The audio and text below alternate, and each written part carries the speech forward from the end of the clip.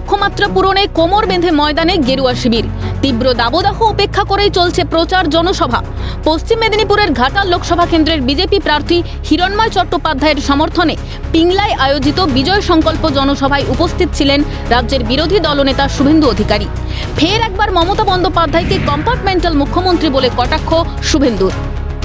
আর আজকে এমন একটা দিনে তৃণমূলের বিদায়ী মুখপাত্র এ কথাটা বলেছেন, আজকের দিনেই 2রা মে তৃণমূলের মালিক মমতা ব্যানার্জি আমার কাছে 1956 ভোটে হেরে কম্পার্টমেন্টাল মুখ্যমন্ত্রী হয়েছে। রাজ্য সাধারণ সম্পাদকের পদ থেকে অপসারণের পর চর্চায় উঠে এসেছেন কুণাল ঘোষ। ভোটের আবহে যা নিয়ে সরগরম রাজ্য রাজনীতি। তৃণমূল মুখপাত্র থাকাকালীন বহুবার শুভেন্দু অধিকারী ও তাঁর পরিবারকে আক্রমণ শানিয়েছেন কুণাল। ব্যক্তিগত আক্রমণ নাকি মমতা বন্দ্যোপাধ্যায়ের লেখা স্ক্রিপ্ট পাঠ করেছেন সেটা আগে প্রকাশ্যে আনতে হবে।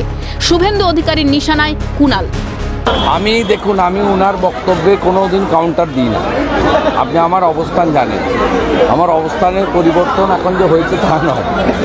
কিন্তু আমি আশা করব উনি যেভাবে আমাকে, আমার পরিবারকে, ব্যক্তিগতভাবে আমাকে যেসব কথা বলেছেন, এগুলো উনার ব্যক্তিগত মত না মমতা ব্যানার্জির স্ক্রিপ্টটা তিনি পাঠ করেছেন, এইটা প্রকাশ্যে আনুন, তারপরে উনার সম্পর্কে বলবো। ঘাটাল লোকসভায় তৃণমূলের তারকা প্রার্থী দেব ও বিজেপির তারকা প্রার্থী হিরণময় চট্টোপাধ্যায়ের হাড্ডাহাড্ডি লড়াই। যুযুধান দুই পক্ষ। শুরু ব্যাটিং। দেবকে নিশানা করে কটাক্ষ ছুঁড়ে দিয়েছেন বিজেপির এই তারকা প্রার্থী। ভয় ধরে গেছে ভিতরে যে জয় শ্রীরাম বলছেন, সুকান্ত মজুমদারকে বলছেন যে জয়ের শুভেচ্ছা বার্তা, বলছেন মিঠুনদা আমার বাবার মতো।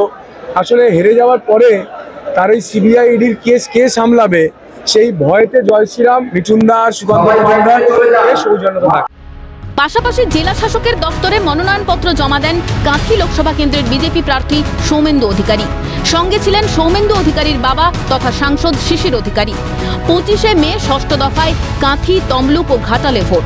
দিন যত এগোচ্ছে ততই চড়ছে রাজনৈতিক পারদ। রৌনক কুমার শঙ্করের রিপোর্ট, ক্যালকাটা নিউজ।